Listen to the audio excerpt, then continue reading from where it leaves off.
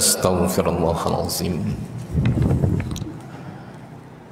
Astaghfirullahalazim. Astaghfirullahalazim. Uhayyikum bitahiyatil Islam. Tahiyatan thayyibatan mubarakatan min indillah. Assalamualaikum warahmatullahi wabarakatuh. Alhamdulillahil qail ba'da a'udzu billahi minasyaitonir rajim. Wa zakkir fa inna zikra tanfa'ul mu'minin. Wa ma khalaqtul jinna wal insa illa liya'budun. Wa nusalli wa nusallim ala rasulil mustafa al-qail. Man yuridullahu bihi khairan yufaqihu fid din. Salatan wa salaman daimaini mutalazimaini ila yaumiddin. Subhanaka la ilma lana illa ma 'allamtana innaka antal alimul hakim. Qala rabbi shrah li sadri wa yassir li amri wahlul 'uqdatam min lisani yafqahu qawli. Rabbi yassir wa la tu'assir. Rabbi tammim bil khair wa la hawla wa la quwwata illa billahil aliyyil azim. Amma ba'd. Yang dihormati pengerusi Masjid Nurul Hidayah Parit Raja serta ahli jatan kuasa, Tuan Imam, Tuan Bilal, para pimpinan masyarakat, tuan-tuan haji, puan-puan hajjah, hadirin hadirat muslimin muslimat yang dirahmati Allah Subhanahu wa taala. Alhamdulillah. Alhamdulillah, kita panjatkan kesyukuran kehadrat Allah taala pada malam ini kita dapat bersua kembali setelah mana kita bercuti panjanglah. InsyaAllah lepas ini kita dah tak ada cuti-cuti lah, berterusan terus. Tengok kes pun semakin menyusut, macam bawah 5K lah. Tapi tak pasti lepas cuti di Bali ni adakah melonjak. Setakat ni macam okey lah. Nampak air pula yang melonjak, air pasang di Muar. Dan juga kita mengharapkan agar setelah mana PRN di Melaka ni pun tak ada kes yang melonjak lah, insya-Allah. Dan kita tidak putus berdoa kepada Allah Subhanahu wa taala agar COVID ini semakin hilang dan semakin hilang, insya-Allah. Dan kita mengharapkan mungkin sebulan dua tak mustahil kita akan solat tanpa penjarakan. Kerana di tempat lain, di negara-negara lain pun dah mula solat sebagaimana biasa. InsyaAllah kita dapat menikmati semula akan sunnah-sunnah yang sedikit kita jauh lah. InsyaAllah kita dapat kembali semula. Baiklah hadirin hadirat yang dirahmati Allah Subhanahu wa taala, lama bebenur kita tak jumpa. Ada dekat setahun insya-Allah. Ada setengah tempat bila lama tak jumpa, masjidnya jadi berubah. Semakin cantik dan semakin indah. Tapi masjid ni memang dah serba cantik. Tak tahu nak cantik mana lagi. Dah serba indah lah. Baiklah hadirin hadirat yang dirahmati Allah Subhanahu wa taala, itulah nikmat yang Allah taala kurniakan kepada kita. Masih lagi dikekalkan untuk kita nikmat Islam dan iman. Dan disusuli dengan dua lagi nikmat, nikmat kesihatan dan nikmat lapang masa. Ayahanda imam kita Imam Yaqub masih lagi di kuarantina, diberitakan dihantar ke Batu Pahat. Sama-samalah kita mendoakan, insya-Allah moga Allah Ta'ala berikan kekuatan untuk beliau lah sama-sama, insya-Allah. Dan di sana ada 4 nikmat yang kita tidak boleh terlepas pandang, kerana akan ditanya oleh Allah Subhanahu wa Ta'ala akan 4 nikmat ini. Yang pertamanya nikmat umur, yang keduanya nikmat tubuh badan kita, yang ketiga nikmat ilmu, dan yang keempat nikmat harta yang kita miliki akan ditanya oleh Allah Subhanahu wa Ta'ala. Arti kata lain, kalau kita tak mampu untuk jawab, tak berganjak langkahan kaki kita. Sebagaimana yang disabdakan oleh baginda Rasulullah sallallahu alaihi wasallam, la tazulu qadaman 'abdin yaumal qiyamah hatta yus'alu an arba'. Takkan berganjak kaki hamba Allah Subhanahu wa Ta'ala kita ke mana berada di hari kiamat kelak, kecuali akan ditanya kepadanya 4 perkara. Yang pertama, an umrihi fima afnah, tentang umur. Bagaimana manusia ini, hamba Allah Ta'ala, kita ini habiskan usia kita, bermula daripada baligh sampai hingga kinilah umur kita ada yang menjangkau 70 ataupun 80 tahun. Adakah nikmat umur ini kita sempurnakan sebaik mungkin dalam mentaati Allah dan Rasulnya, ataupun di sana kita melebihkan perkara-perkara yang laga? Itu yang pertama. Yang kedua akan ditanya tentang an-ajsadihi fima ablah, bagaimana kita menyempurnakan amanah nikmat tubuh badan kita, panca indera kita yang Allah Ta'ala kurniakan kepada kita, pun akan ditanya. Yang ketiga akan ditanya tentang an ilmihi, tentang ilmu. Madza fa'alahu, bagaimana, apakah yang kita amalkan dengan ilmu tersebut. Dan yang keempat, ini lagi banyak ditanya, an malihi, tentang harta kita. Min aina iktasabahu, daripada mana sumber harta yang kita miliki, dan kepada siapakah kita, wa ma anfaqahu, kepada siapa kita infakkan akan harta kita. Ini 4 perkara akan nikmat. Baiklah, insya-Allah pada malam ini kita akan sambung balik pengajian hadis akhir zaman kita. Masih lagi kita berada di hadis yang kedua, berkaitan tentang Ya'juj dan Ma'juj. Kita bacakan semula akan hadis ini, mungkin ada di kalangan kita yang terlupa. InsyaAllah kita refresh balik, kemudian kita akan sambung mana tempat kita berhenti.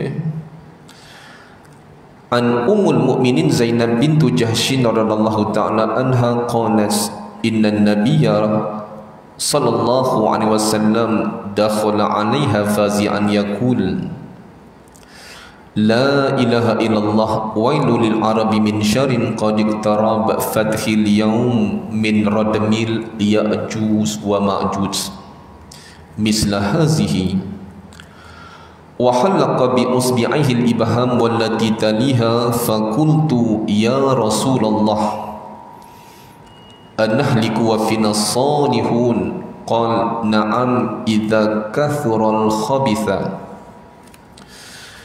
Daripada Ummul Mukminin Zainab binti Jahshin, yakni isteri baginda Rasulullah sallallahu alaihi wasallam, beliau berkata, pada suatu hari Rasulullah sallallahu alaihi wasallam masuk ke dalam rumahnya dengan keadaan cemas dan ketakutan, sambil baginda bersabda, la ilaha illallah, tiada Tuhan yang disembah melainkan Allah. celaka yakni binasa bagi bangsa Arab dari kejahatan yakni malapetaka yang sudah hampir menimpa akan mereka. Pada hari ini telah terbuka daripada dinding Ya'juj wa Ma'juj seperti ini, dan baginda menemukan ujung ibu jari dan ujung jari yang sebelahnya yakni jari telunjuk. Yang dengan itu baginda mengisyaratkan seperti bulatan saya yakni Zainab binti Jahsyin, lalu bertanya, "Ya Rasulullah, apakah kami akan binasa sedangkan di kalangan kami masih ada lagi orang-orang yang soleh?" Lalu Nabi SAW bersabda, "Ya, jika kejahatan sudah terlalu banyak." Hadis riwayat Bukhari, Muslim.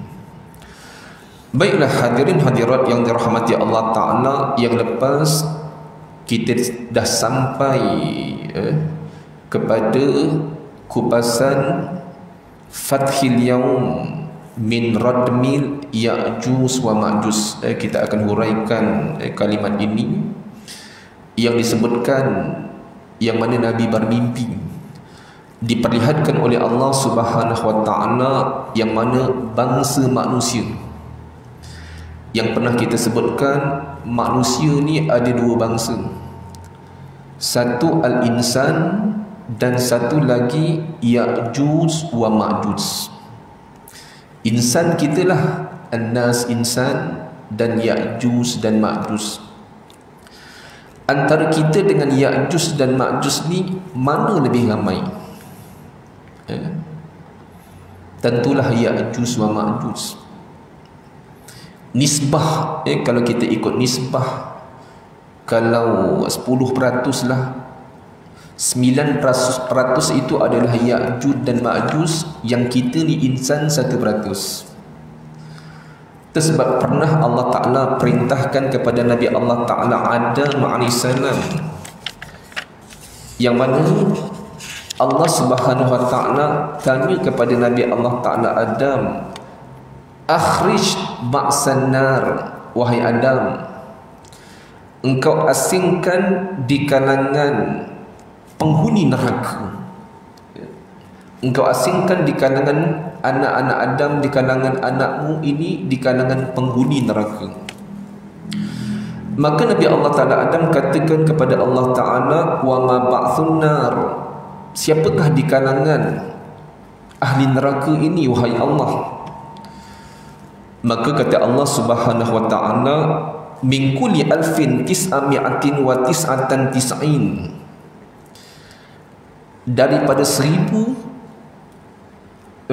hanya satu sahaja ahli syurga, yang berbakinya 999 adalah ahli neraka. Bayangkan, seolah-olah kita membayangkan umat manusia ni akan dihimpunkan 1000.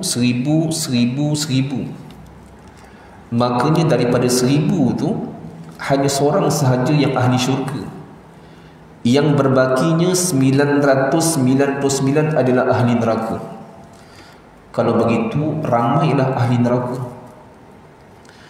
Maka di kalangan sahabat gemetar, tertunduk, rasa teramat berduka cita, sedih sangat pasal ramainya ahli neraka. Cukup bimbang. Maka baginda katakan, "Abshiru," bergembiralah, "fa inna minkum rajulun min Ya'juj wa Ma'juj," yang ramai itu 999 adalah bangsa Ya'juj wa Ma'juj. Barulah sahabat lega sedikit. Baiklah, kita nak menceritakan tentang Ya'juj wa Ma'juj, yang mana ianya adalah merupakan tanda kiamat yang ketiga. Satu ketika pernah, ketika mana Nabi berada di bilik tidur Nabi, dan Nabi mendengar di kalangan sahabat sedang berbincang. Kebetulan tempat bilik Nabi ni agak tinggi sedikit, dan di kalangan sahabat tu di aras bawah, maknanya dengar akan perbualan di kalangan sahabat. Maka Nabi berturun. Nabi katakan kepada sahabat, apa yang kamu perbincangkan? Maka sahabat kata kepada Nabi, ya Rasulullah, kami sedang memperbincangkan tentang hari kiamat. Sedang memperbincangkan tentang hari kiamat. Tengok di kalangan orang-orang soleh, para sahabat, isi perbincangan mereka adalah tentang kiamat. Agak-agak kita biasa tak jumpa di kalangan kawan-kawan kita yang duk mengeteh ke apa kan, cerita tentang hari kiamat. Pernah dengar tak? Order air teh tarik dengan roti canai, banjir, borak-borak tajuk cerita hari kiamat. Pernah jumpa tak? Saya setakat ni tak pernah jumpa lah. Kalau cerita-cerita politik ni, lagi-lagi nak PRN Melaka ni, macam-macam cerita lah. Tentang cerita hari kiamat tak berapa nak jumpa. Tak tahulah kalau kaum ibu kalau dah berjumpa ke kan, mungkin ceritakan tentang hari kiamat. Itu sebab di kalangan sahabat ni, bila menceritakan tentang hari kiamat, mereka gemetar, bahkan mereka menangis. Pernah seorang sahabat Nabi, iaitu Sayyidina Anas bin Malik, antara sahabat yang dekat dengan Nabi. Bukan sekadar dia ini sahabat, bahkan dia ini khaddam Nabi, pembantu, memberikan khidmat untuk Nabi. Disebutkan antara khidmat yang dirutini oleh sahabat ini Sayyidina Anas bin Malik, iaitu dia ini memberi khidmat untuk mewudukan Nabi. Kita ni kalau diberikan peluang hidup di zaman Nabi, setentunya kita mencari ruang-ruang bagaimana untuk kita berkhidmat untuk Nabi. Bahkan dapat nikmat jaga selipar Nabi ni pun dah cukup. Dah cukup. Baiklah. Maka di kalangan sahabat ini, mereka mencari ruang-ruang untuk berkhidmat untuk Nabi. Antaranya Sayyidina Anas bin Malik. Maka diceritakan ketika mana dia sedang mewudukkan Nabi, yudu'an Nabi sallallahu alaihi wasallam, ketika mana Nabi sedang diwudukkan. Maknanya Sayyidina Anas ni menjiruskan air wuduk untuk Nabi. Bukan arti kata Nabi ni tak mampu nak berwuduk sendiri. Nabi berikan ruang untuk sahabat berkhidmat. Ketika mana sahabat ini sedang menjiruskan air jirusan wuduk untuk Nabi, Nabi sedang berwuduk. Fawajada Rasulullah sallallahu alaihi wasallam, Nabi dapati ada air yang menitis. Ma'un yasqutu a'la, ada air yang menitis di atas kepala Nabi, sedangkan Nabi sedang berwuduk waktu itu. Maka Nabi pun lihat, fanazara Rasulullah sallallahu alaihi wasallam, Nabi pun duk lihat air apakah yang menitis di atas kepala Nabi. Apa yang Nabi perlihatkan tuan-tuan? Dumu' ni maknanya air mata Sayyidina Anas. Tanhamiru, sedang menangis teresak-esak, duk menangis, mencurah-curah air matanya jatuh di atas kepala Nabi. Maka kata Nabi kepada Sayyidina Anas, ya Anas, mana, kenapa dengan kau ni? Pasal apa kau menangis, beria menangis ni? Maka Sayyidina Anas mengatakan, tawahasyani, aku dilanda kebimbangan, kedukacitaan, kesedihan ya Rasulullah.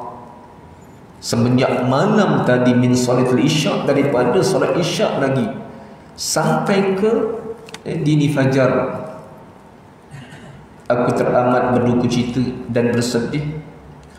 Dan kemuncak kesedihan aku ini ketika mana aku bersama denganmu ni, aku menangis, tak tertahan kesedihan ini.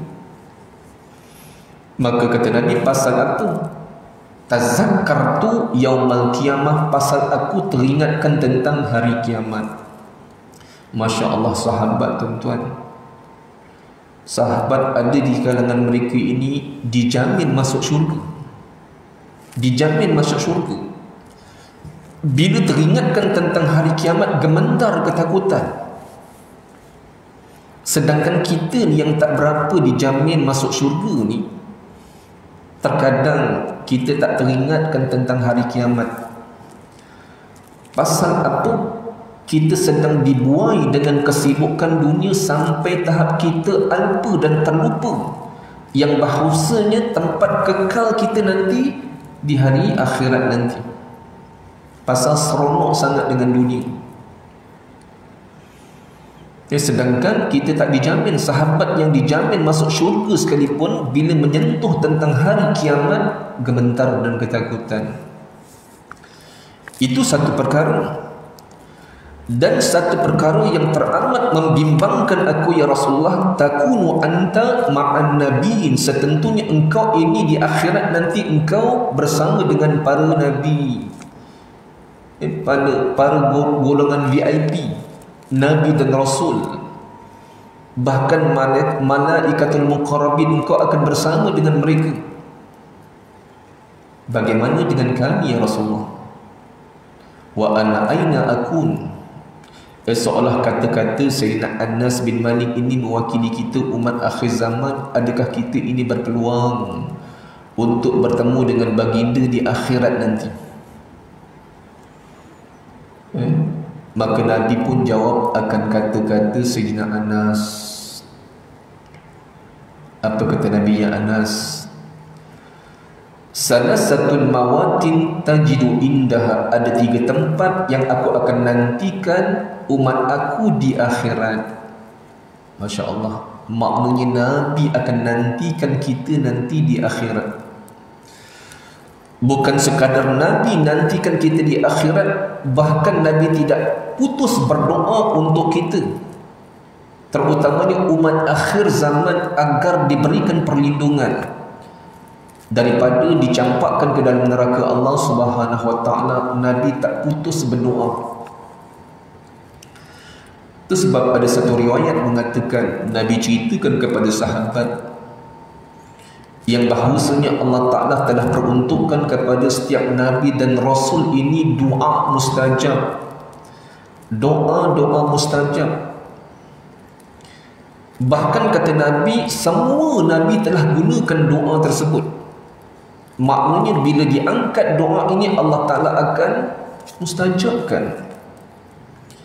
Hanya aku saja yang tak gunakan doa ini, kerana aku nak simpan doa ini untuk aku gunakan di akhirat.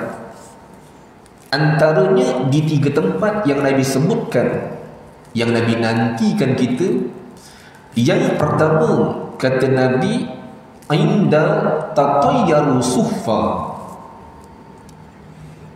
ketika mana suhuf ataupun lembaran amalan kita ini Allah Ta'ala gugurkan daripada arasy Allah Subhanahu wa Ta'ala, maka Nabi berada di situ. Bahkan Nabi berdoa kepada Allah Ta'ala, ya Rabb, salim ummati, selamatkanlah umat aku, selamatkanlah umat aku,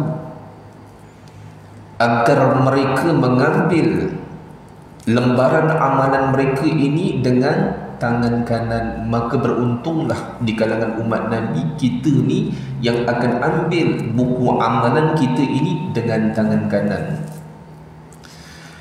Dan Nabi berlindung kepada Allah Subhanahu wa Ta'ala daripada umat Nabi yang akan mengambil buku amalan tersebut dengan tangan kiri. Na'udzubillahi min zalik. Sampai tara begitu Nabi berdoa. Itu sebab sesungguhnya bila Allah Ta'ala gugurkan buku amalan kita ini adalah proses permulaan yang Allah Ta'ala lakukan. Sebelum itu kita berada di mana, tuan-tuan? Kita berada di mahsyar Allah Subhanahu wa Ta'ala, di padang mahsyar Allah Subhanahu wa Ta'ala. Itu sebab, tuan-tuan, kita akan dihambat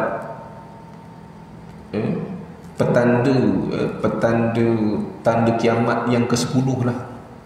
Kita berbalik tentang hadis tadi, sahabat Bila sahabat kata kami memperbincangkan tentang hari kiamat, maka Nabi pun katakan kepada sahabat, sesungguhnya tak akan berlaku kiamat kecuali akan berlaku terlebih dahulu 10 tanda-tanda besar. 10 tanda-tanda besar.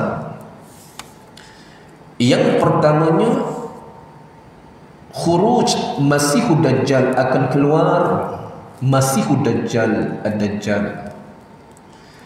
Yang kedua, nuzul Nabi Isa alaihissalam. Ini yang kedua, yang akhirnya Nabi Allah Ta'ala Isa akan bunuh Dajjal.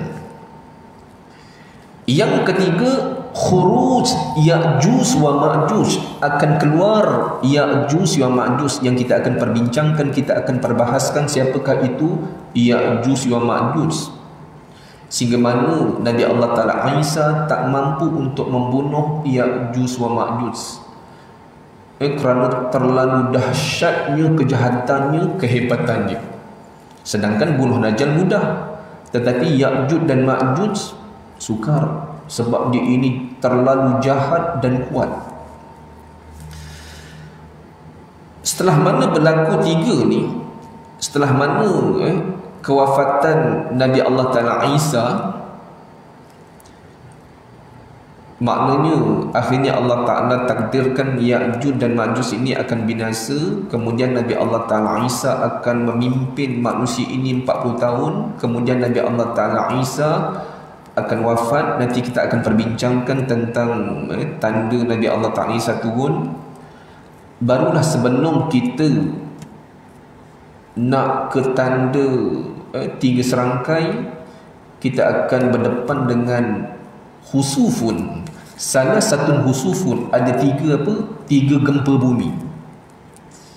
Pertama, khasfun bil masyriq, gempa bumi di timur. Seterusnya khasfun bil maghrib, gempa bumi di barat. Seterusnya khasfun bil jaziratil Arab, gempa bumi di semenanjung Arab. Jadi 6 dah. Dah 6 dah tanda. Ada berbaki 4. Yang ketujuh, ketujuh, ke-8, ke-9 ini yang disebutkan tanda kiamat 3 serangkai. Ada ulama mengatakan bila 3 perkara ini berlaku, kita usaha untuk cari iman dah tak ada gunanya.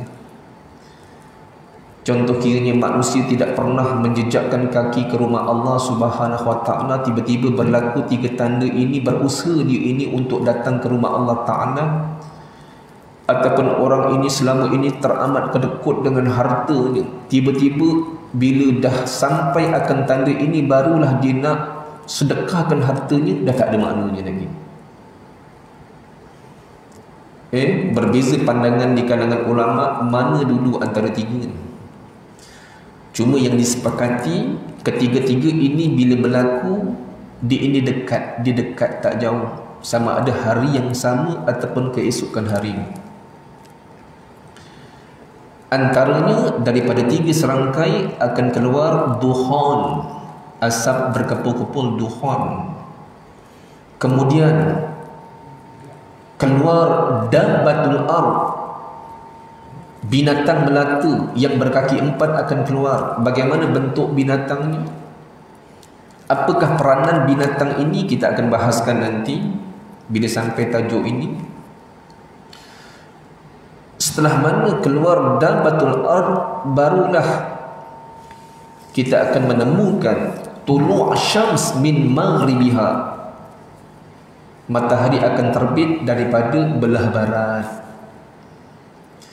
Ini yang ke-9. Masuk yang ke-10, narun takhruju minal Yaman, akan keluar api daripada negara Yaman, tatrudun nas ila mahsyarihim, dia akan menghambat manusia sampai manusia ini sampai ke padang mahsyar. Maka berapa lama kita berada di padang mahsyar Allah Subhanahu Wa Ta'ala? Puluhan ribu tahun. Itu sebab bila Aisyah tanya kepada Nabi, "Ya Rasulullah, kaifa yuhsyarun nas yaumal qiyamah?" Bagaimana keadaan manusia ini dihimpunkan oleh Allah Subhanahu Wa Ta'ala di hari kiamat di padang mahsyar bagaimana keadaannya? Maka Nabi katakan kepada Aisyah, ada 3 keadaan. Yang pertamanya kata Nabi, uratan, manusia pada ketika itu tidak berpakaian. Yang keduanya khufatan, tidak beralas kaki. Yang ketiganya ghurlan kama huliku, dalam keadaan tidak berhantan sebagaimana di awal kejadian. Maka Aisyah pun tanya kepada Nabi, ya Rasulullah, kaifan nisa, bagaimana dengan orang perempuan? Kata Nabi, wa nisa, orang perempuan pun sama, sebagaimana yang disebutkan tadi. Kata Aisyah, ala yastahyun, kalau begitu kami malulah. Setentunya kami akan diperlihatkan pada ketika itu. Kata Nabi, tidak. Bahkan manusia pada ketika itu bersuasana dalam keadaan teramat-amat asyadun, teramat dahsyat. Kegementaran, ketakutan, kegerungan yang amat sangat. Manusia pada ketika itu hanya mampu tertunduk. Usahakan nak toleh ke kanan ke kiri, untuk angkat kepala sikit walaupun 1 inci pun tak mampu. Dalam keadaan ketakutan menanti apakah hukuman yang akan dikenakan oleh Allah Subhanahu wa taala. Usahakan manusia, syaitan, iblis pun tertunduk. Cuma syaitan dan iblis awal-awal lagi dah dicampakkan ke dalam neraka Allah Subhanahu wa taala. Manusia tertunduk. Dan ditambah lagi kegerunan manusia pada ketika itu, Allah Ta'ala datangkan neraka Jahannam, waji'a yawma idzin bi Jahannam. Didatangkan neraka Jahannam untuk diletakkan di bawah tiang sirat. Kita menampak letusan-letusan neraka Jahannam. Semakin bertambah ketakutan kegerunan kita ini di kalangan manusia pada ketika itu. Puluhan ribu tahun kita berdiri, tak ada tanda-tanda yang mana Allah Ta'ala nak mulakan proses, dibiarkan manusia berdiri sebegitu. Kita ambil contoh mudah nak faham tuan-tuan. Murid-murid kan, pelajar dah naik sekolah kan,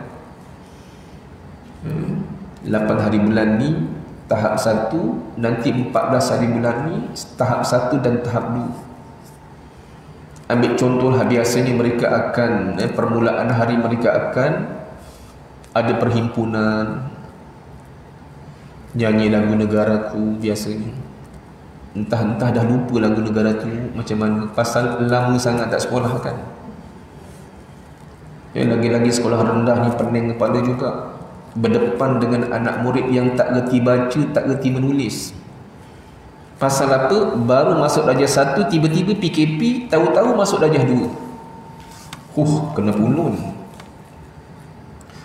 Bayangkan anak-anak kita berhimpun, dah nyanyi lagu negaraku dan sebagainya, tiba-tiba tak ada kedengaran cikgu nak berucap, guru bertugas pun tak berucap, pengetua pun tak berucap. Tiba-tiba biarkan anak murid berdiri sampai ke tengah hari. Ibarat sebegitulah. Tak diarahkan untuk balik ke kelas, tak ada proses pembelajaran. Begitu mudah untuk kita faham. Begitulah hal keadaan ketika mana kita berada di mahsyar Allah Subhanahu wa taala. Puluhan ribu sengsara yang amat sangat, sampai tahap disebutkan orang kafir dan sekutunya. Siapa sekutu orang kafir tuan-tuan? Golongan-golongan munafik. Ini sekutunya. Di kalau orang fasik ni maknanya orang yang melakukan dosa besar, di ini ada bertaubat. Tetapi golongan munafik ini memang sekutu. Sebab orang munafik di zaman Nabi, luaran dia ini Islam, tetapi dalaman dia ini kufur. Maknanya orang munafik ni dia lebih sayang orang kafir berbanding orang Islam. Itu hal keadaan. Sampai tahap dia merasai kesengsaraan, disebutkan mereka bermohon kepada Allah Ta'ala, kalau beginilah hal keadaan dahsyatnya di padang mahsyar, maka engkau percepatkan agar kami dicampakkan ke dalam neraka. Sedangkan neraka itu lebih dahsyat. maka tinggallah kita di kalangan orang-orang beriman yang merasai kesengsaraan berada di mahsyar Allah Subhanahu wa taala. Disebutkan kita menahan kehausan, perut ni berlubang perut, bawah tekak kita ni berlubang menahan kehausan yang amat sangat. Waktu itulah Allah Ta'ala ilhamkan di kalangan para ulama. Ulama tuan-tuan, ketika mana hidup kat dunia, mereka menyibukkan diri untuk selamatkan ummah, menyelamatkan ummah daripada dicampakkan ke dalam api neraka. Mereka bekerja keras dakwah sana sini, walaupun mereka berdepan dengan cercaan dan makian dan sebagainya. Mereka tetap meneruskan dakwah. Rupanya ditakdirkan di mahsyar Allah Subhanahu taala, mereka pun duk memikirkan mereka yang akan pandu kita ni untuk menemukan hamba Allah Ta'ala yang dekat dengan Allah Ta'ala untuk mohon agar dimulakan proses. Maka ulama-ulama ini memandu kita di kalangan orang-orang beriman menemukan ada 6 orang Nabi ataupun Rasul. Ini ulama yang pimpin nak menemukan Rasul Ulul Azmi. Bukan apa nak mohon, nak minta mereka ni mohon kepada Allah Ta'ala agar dimulakan proses. Itu je. Maka disebutkan dalam hadis tersebut, kita menemukan Nabi Allah Ta'ala Adam alaihissalam. Kemudian kita menemukan Nabi Allah Ta'ala Nuh alaihissalam. Kemudian kita menemukan Nabi Allah Ta'ala Ibrahim alaihissalam. Kemudian kita menemukan Nabi Allah Ta'ala Musa alaihissalam. Kemudian kita menemukan Nabi Allah Ta'ala Isa alaihissalam. Yang mana kelima-lima Nabi ataupun Rasul ini hanya mampu mengungkapkan perkataan nafsi sendiri-sendiri. Diri aku ni pun belum tentu lepas. Bahkan disebutkan bila minta bertemu dengan Allah Ta'ala, mereka merasa malu bila mengenangkan akan kesalahan yang pernah mereka lakukan ketika mana kat dunia. Kesalahan kecil tetapi mereka malu. Bila kita bertemu dengan Nabi Allah Ta'ala Isa, Nabi Allah Ta'ala Isa katakan, bertemulah kamu dengan Muhammad Rasulullah sallallahu alaihi wasallam. Maka kita pun menemukan Rasulullah. Maka Rasulullah bersetuju untuk menghadap Allah Subhanahu wa taala, fasajidan li rabbi tahtal arsh. Sujud menghadap Allah Subhanahu wa taala, mohon kepada Allah Taala daripada permintaan manusia agar dimulakan proses. Maka Allah Ta'ala perkenankan dan dikurniakan kepada Nabi syafa'atul uzma, syafaat agung. Allah Ta'ala berikan kemuliaan kepada baginda Rasulullah sallallahu alaihi wasallam, bukan sekadar khusus untuk umat Nabi, bahkan untuk manusia sejagat diberikan syafaat. Itu yang disebutkan syafa'atul uzma. Maka pada ketika itulah Allah Ta'ala memulakan proses yang pertama, tatayyaru inda tatayyaru sufa, digugurkan suhuf amalan-amalan kita. Ini tempat pertama yang Nabi nantikan kita berdoa untuk kita. Tempat kedua pula yang Nabi nantikan kita, iaitu inda nasbil mawazin. Ketika mana amalan kita ini ditimbang di satu alat, di satu tempat ataupun alat yang dinamakan Al-Mizan, neraca Al-Mizan. Nabi berada di situ dan Nabi berdoa kepada Allah Subhanahu wa taala agar amalan pahala kita ini lebih berat daripada amalan dosa. Itu tempat kedua.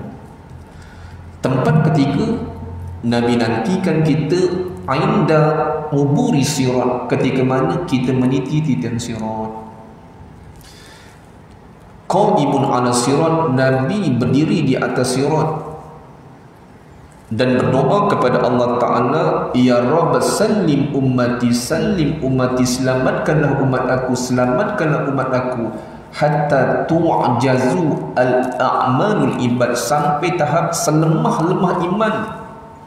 Di kalangan umat Nabi, iman yang paling lemah. Iman ni berbentuk cahaya ketika mana kita meniti titian sirat. Kerana titian sirat ini suasananya gelap pekat, tak nampak apa-apa. Pasal di bawah titian sirat ini adalah neraka Jahannam, yang mana neraka Jahannam, api kemuncak api yang paling panas berwarna hitam. Kita tak jumpa lagi kat dunia ni api warna hitam. Biasa yang paling panas api warna biru, yang tak berapa nak panas api warna merah. Itu sebab kalau ada lilin kita boleh pegang api tu, sebab tak berapa nak panas. Tetapi api neraka Jahannam berwarna hitam menyebabkan laluan di titian sirat ini gelap pekat, tak nampak apa-apa. Maka iman kita lah yang akan membantu sebagaimana cahaya, di berbentuk cahaya yang akan menerangi ketika mana kita meniti. Nabi berdoa hatta tu'jazu al-a'malul ibad, sampai tahap selemah-lemah iman umat Nabi ni. Maknanya iman ini akan berbentuk cahaya, yang mana cahaya itu akan berada di hujung kaki. Mereka berjalan berpandukan sedikit cahaya yang ada. Terkadang cahaya itu terang, terkadang manap. Itu sumber yang mereka bergantung, yang nampak sedikit. Diibaratkan sebegitu hal keadaan. Nabi tak putus berdoa kepada Allah Subhanahu wa Ta'ala. Hadirin hadirat yang dirahmati Allah Ta'ala, ini suasana di kalangan sahabat. Perbincangan mereka ini adalah berkisarkan tentang hari kiamat. Dah azan ke belum? Belum lagi. Baiklah, kita nak menyentuhkan tentang Ya'juj wa Ma'juj. Siapakah itu Ya'juj dan Ma'juj?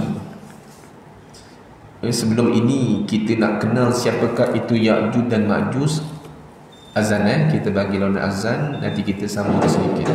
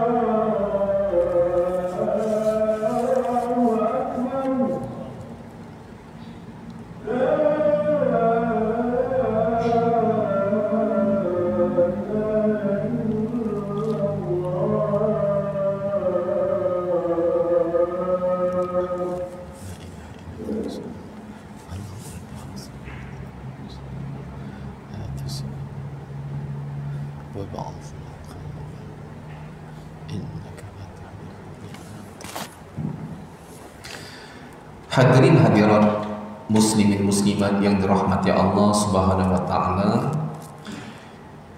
Kita sedang menguraikan tajuk perbincangan hadis kita, Fathil yaum min radmin ya'juj wa ma'juj misla hazihi wa halaka bi usbi'il ibham. Kita sedang memperbincangkan, maka kita nak mengenali siapakah itu Ya'juj wa Ma'juj. Maka yang lepas kita merujuk akan tafsir Ibnu Katsir dalam surah Kahfi. Surah Kahfi yang lepas kita dah perbincangkan daripada ayat 83 hingga ayat 93. Dah panjang lebar kita bincang, yang mana malam ini kita masuk ke ayat yang ke-94. Mungkin kita dah terlupa, lama sangat kita tertinggal. Sepanjang perbahasan kita pada ayat 83 hingga ayat 93 adalah merupakan perjalanan dakwah seorang hamba Allah Ta'ala yang soleh, yang digelar Dzu Qarnain, Dzu Al-Qarnain, maknanya yang mempunyai Al-Qarnain. Apakah makna Qarnain?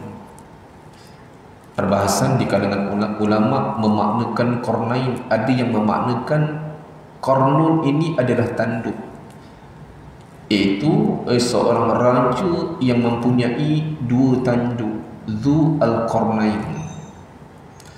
Mungkin kita terkata, adakah Zulkarnain itu ada tanduk di kepala? Bukan ada tanduk di kepala, dikatakan dia memakai macam mahkota perang ni yang ada tanduk. Kita ambil contoh mudah lah. Kalau kita pernah tengok cerita Avengers kan, kenal Loki tak? Loki ni adik-beradik dengan Thor kan. Kan Loki suka pakai topinya ada tanduk, ibarat macam gitulah. Tapi takkanlah tanduknya sepanjang itu. Itu yang disebutkan Dzu Al-Qarnain, yang mempunyai dua tanduk topinya, pakaian perang. Itu pandangan pertama.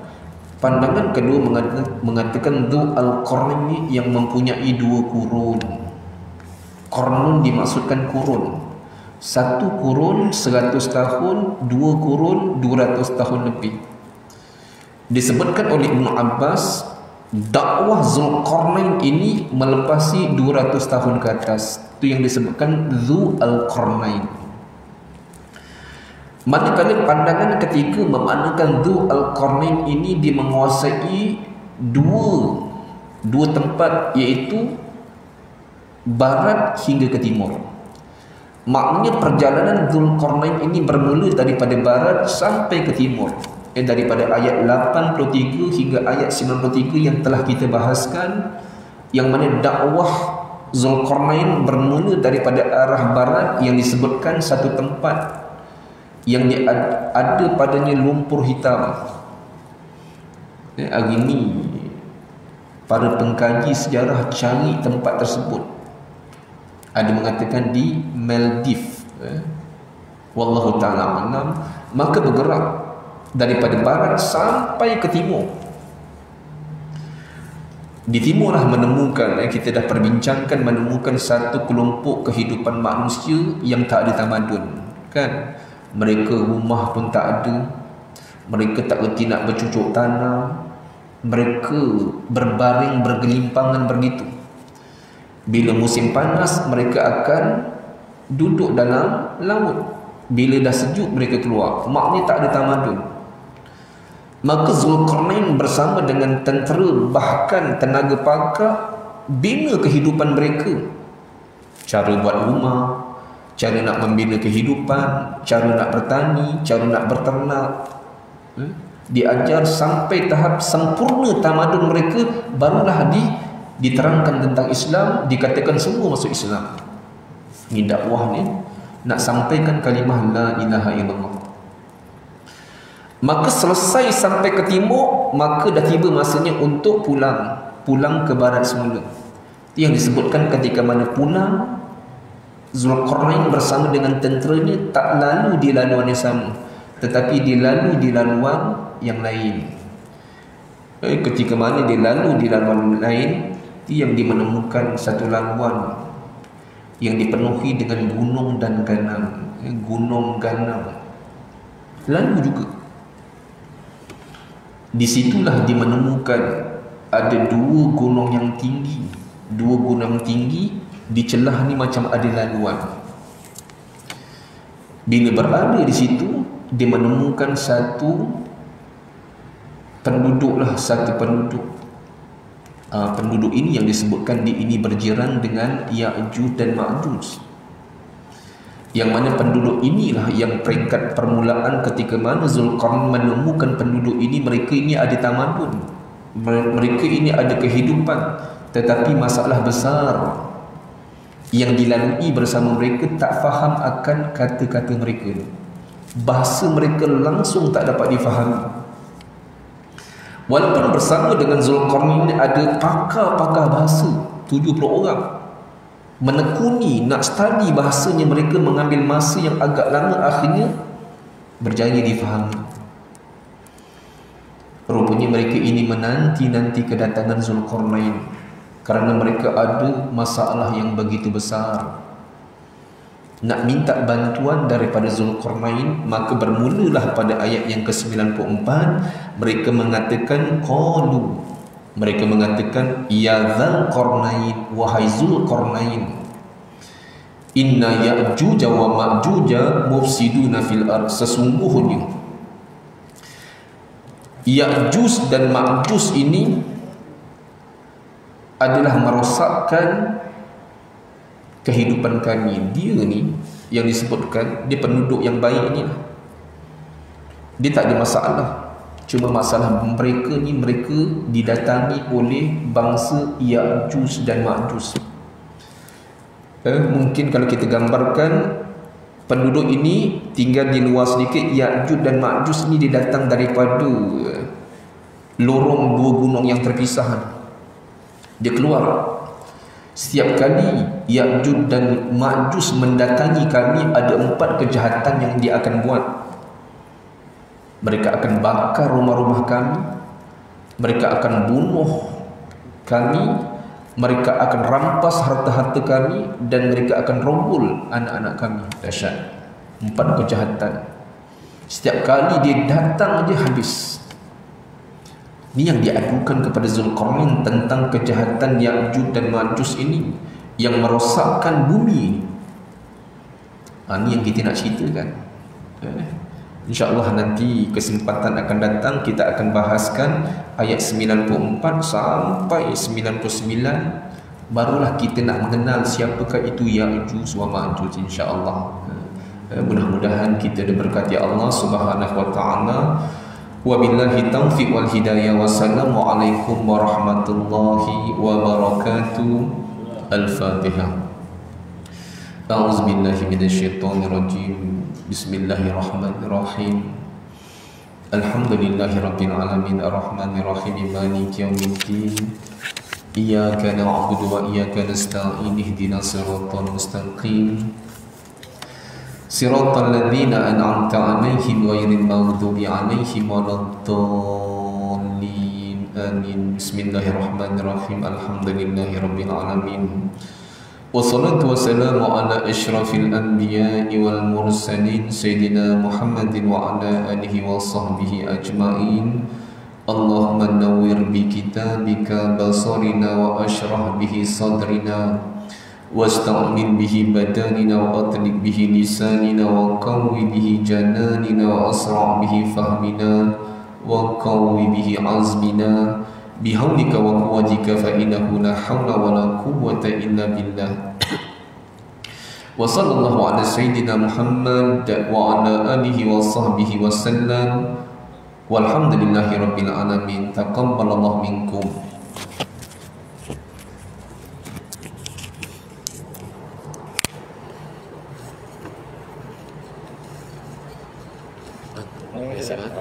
Jazakallah khair.